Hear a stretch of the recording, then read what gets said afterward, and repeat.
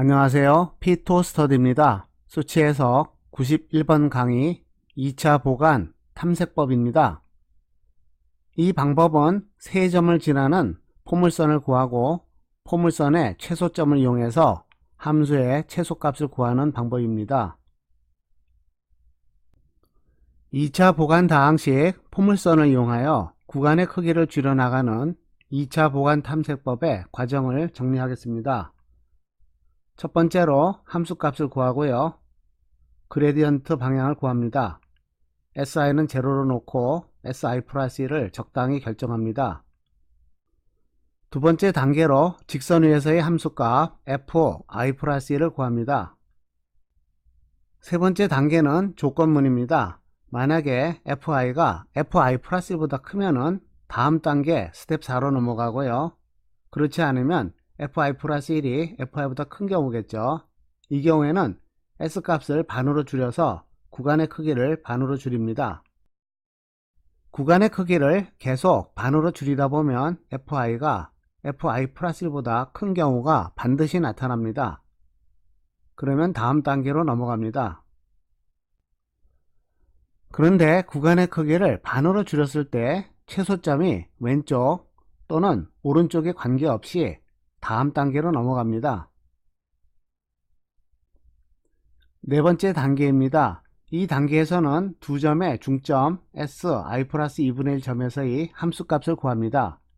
그러면 세 점을 지나는 포물선의 식을 구할 수 있고요. 여기 있는 ps식입니다. 이것을 미분해서 최소점을 구할 수 있죠.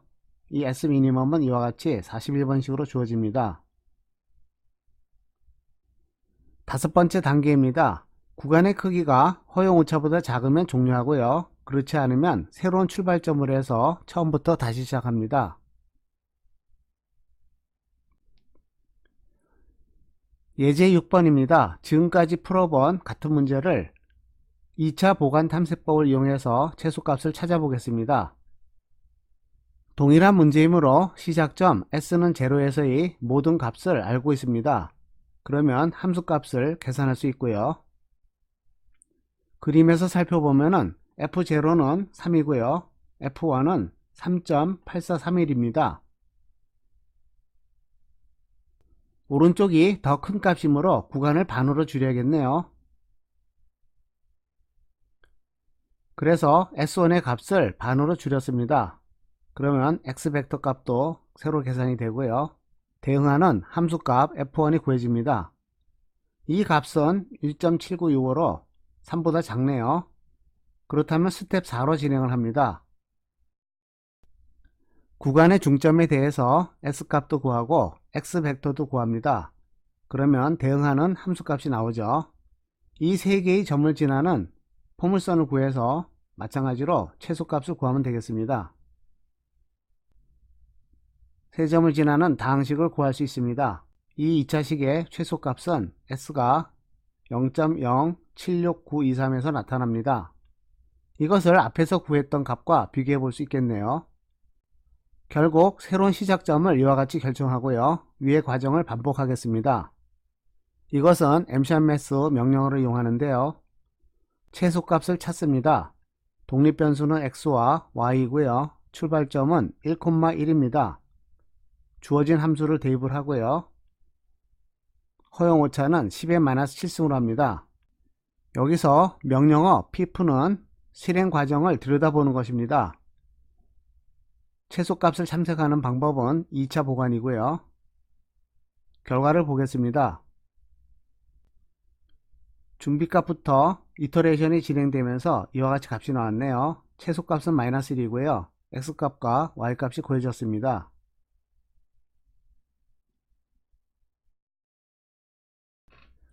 예제 7번입니다. 스칼라 함수가 이와 같이 주어지는데요. 이것은 빌 함수로 알려져 있습니다. 여기서 C1은 3, C2는 1, C3는 2인 경우에 대해서 출발점을 0,0에서부터 시작해서 최소값을 찾아보겠습니다. 프로그램을 실행한 결과를 볼까요? 최소값을 찾습니다. 독립변수는 x와 y고 출발점은 0,0입니다. 주어진 함수를 모두 적고요. 허용오차를 적고요. 반복 과정을 출력을 합니다. 검색 방법은 2차 보관이고요. 결과를 보면 이와 같습니다.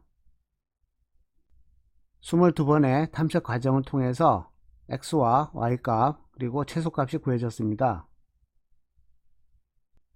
최소값 문제를 비선형 방정식에도 응용할 수가 있습니다. 왜냐하면 주어진 연립 방식의 해를 구하는 것은요, 아래의 목적 함수의 최소값을 찾는 것과 동일합니다. 모두 제곱을 더한 것이기 때문에 최소값이 0이 된다는 얘기는 모든 방정식이 0이 된다는 뜻이죠. 이러한 개념에 근거하여 최소값 탐색법을 이용해서 해 벡터를 구할 수도 있습니다. 그러나 이 경우에는 해의 정확도는 별로 만족스럽지 않습니다. 그래서 최소값 탐색법은 초기 추정해를 적절히 찾는 데 사용하는 것이 좋습니다. 이렇게 구한 초기 추정해를 이용하여 정확한 해는 뉴턴법이나 브로이든 방법을 이용해서 구하게 됩니다. 예제 8번입니다. 연립 방식을 풀어야 하는데요. 독립변수 u와 독립변수 f의 어림해를 먼저 결정합니다. f는 0.01과 u는 1로 주고 2차 보관 탐색법으로 추정해를 찾습니다. 이와 같이 최소값 탐색을 이용해서 해의 근처에 도달한 다음에는 연립 방식을 뉴턴의 방법으로 풀겠습니다. 주어진 연립 방식을 함수 형태로 만듭니다. u와 f에 대한 f1 함수를 만들었고요. 두 번째 함수에서 스퀘어루트 f가 분모에 있는 것은 거동이 매우 불안정합니다. 그래서 스퀘어루트 f를 양변에 곱해서 함수를 만들겠습니다. 그러면 최소값을 찾겠습니다. 독립변수는 u이고 f입니다. 출발점은 u가 1이고 f가 0.01이죠.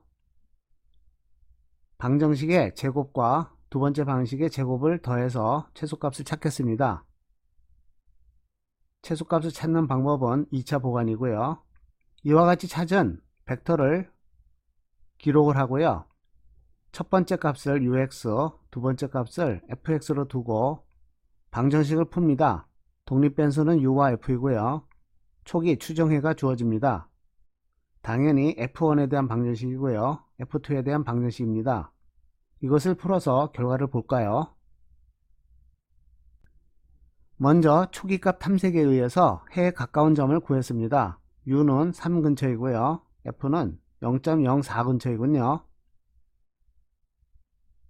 이것을 초기 추정해로 해서 뉴턴법으로 방정식을 다시 풉니다. 뉴턴법을 적용해서 상당히 정확한 해를 구할 수 있습니다.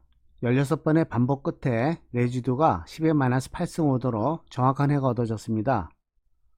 u의 값과 f의 값입니다.